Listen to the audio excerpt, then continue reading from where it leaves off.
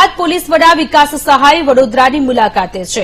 ચૂંટણીની કામગીરીને લઈને વડોદરા પોલીસના વખાણ કર્યા છે. ચૂંટણી દરમિયાન ઘણી મુશ્કેલીઓ હોવાની વાત કરી.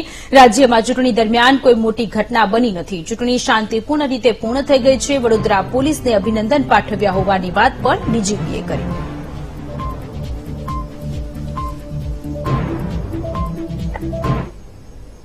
રાખીને ગુજરાત પોલીસ તરફથી જે કામગીરી કરવામાં આવી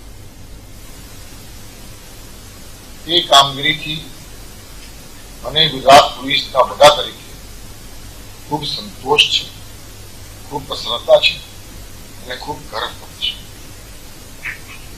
આપણે જાણીએ છીએ કે ચૂંટણી દરમિયાન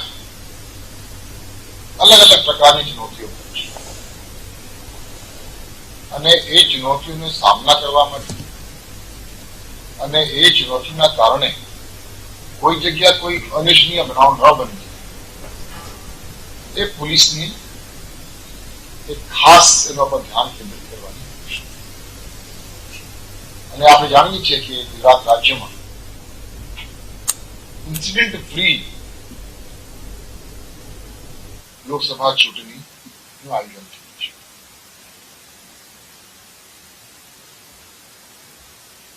ગુજરાત પોલીસની જે કામગીરી હતી તે અલગ અલગ પ્રકારની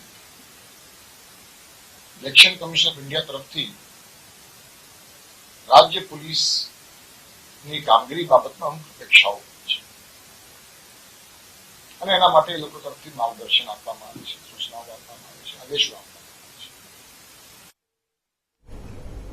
સુરતના